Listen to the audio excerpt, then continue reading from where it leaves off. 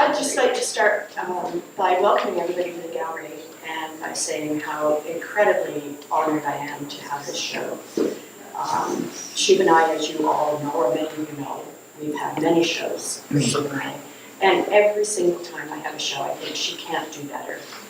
And then I have the next show. And then there's this. And then voila. Yes, exactly. And for some of you who may not know, she also has a solo exhibition at the power plant.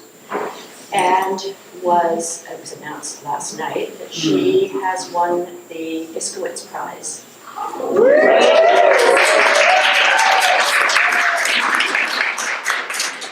Which is an incredible, incredible honor. And it also means that she'll have an exhibition at the EGO. Wow. Which is also wonderful. So I am not nearly as eloquent as my colleague here, Sarah Milroy. And Sarah has helped me with Shuvinai shows in the past. She's been to Cape Dorset with me and seen Shuvinai, and I asked her to say a few words just about the show. So over to you. When was your first Shuvinai show here? Here? Okay. I've been here 7 years. I think 2012. Yeah. In the old space, right? Shuvinai's Worlds. You gave me the title. I did. You did. On an airplane, actually. Okay. Coming down Dorset. Yeah. So I think I probably 20, in terms of a solo, Yes. probably 2010 in the old. Yeah, gallery. in the old gallery. Yeah. And then I remember 20 seeing that show and being like, oh my God. Yeah. What is this? Exactly. And then say 2012, 2014, 2016, and now we're here. I will hand to you. Okay, well, look, it's my great pleasure to be here. How wonderful to be asked to say a few words about Shuvinai.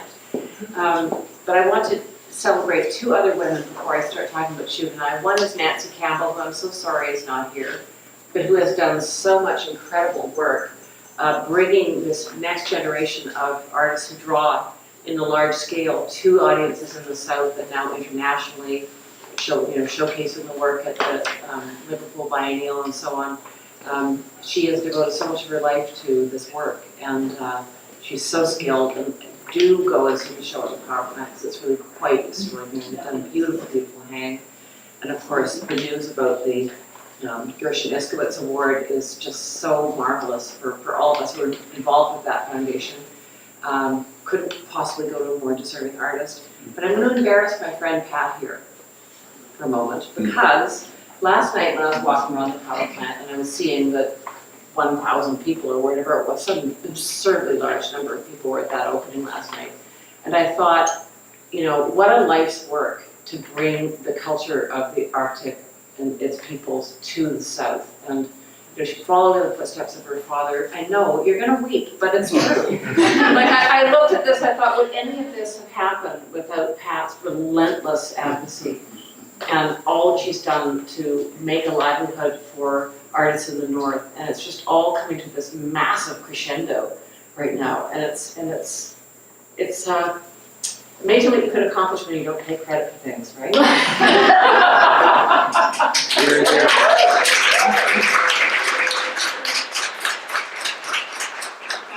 That's my guru. Everyone, I call her touchy-feely. She does. Honestly, she does. Or feely fine therapy. That's her other side. But anyway, we come to Shuvinai. Of course, that's why we're all here. And Pat and I were just saying that it's been quite a few years that we've been looking at our work together. And I actually wrote some things down because I didn't want to forget anything, because I can sometimes get on tangents, just like Shuvinai herself, when I think and talk. But, of course, the amazing thing about Shuvinai is her extraordinary inner world. And I think the show that Pat had here in the fall about spectacular beings, Shuvinai is working in a deep tradition in Inuit art in which fantastical is imagined and embodied. And sometimes I was watching Isuma's films this morning, and the silence of those spaces and walking in the landscape, and that experience you have of your mind kind of filling to expand all this available quiet and silence. It's an amazing experience to be up there, and I often feel when I look at Shuvinai's extraordinarily complex imagined worlds that they open into that big silent space in a beautiful way. I don't know if Shuvinai would have made these works if she'd had to live her life in this noisy, tight world that we have down here. So thank God she had space for her ideas, to grow up there. There are two key themes, I think, in Shuvinai's work, and one is very obvious when you look around the walls, and that's transformation. Things are always turning into other things.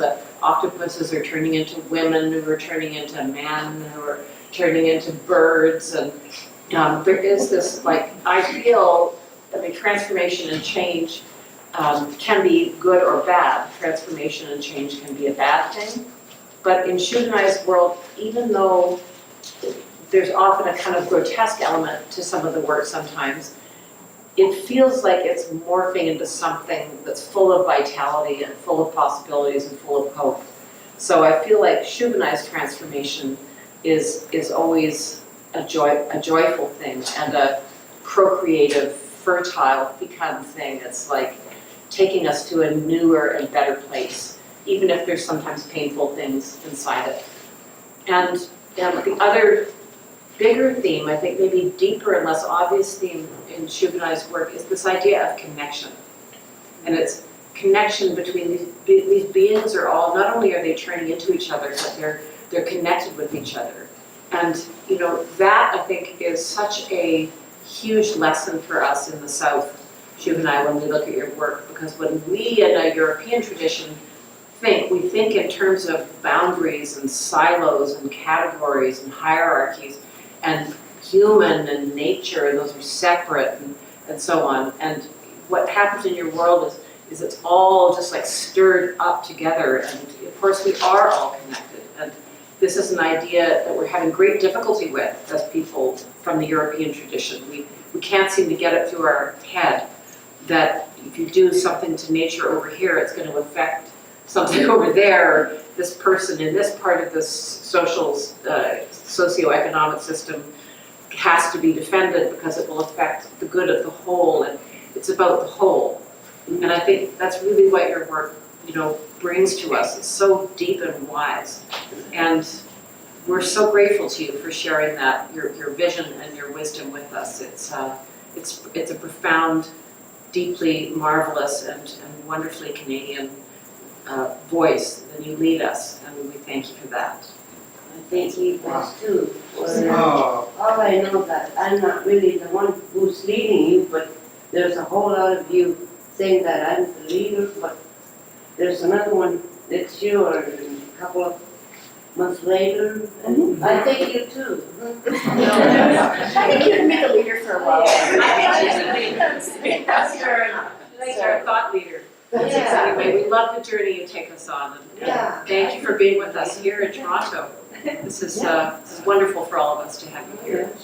So exactly. Thank you. It's like to be a leader once in a while. I'd say actually you're going to be a leader for a while. It's not once in a while, but for a while. And it's so great that we'll be having you back in Toronto again for the Iskowitz Prize and the Art Gallery of Ontario. It's we'll be able to really get to know you better in Toronto. So we're very lucky. Anyway, here's to Shuvinai.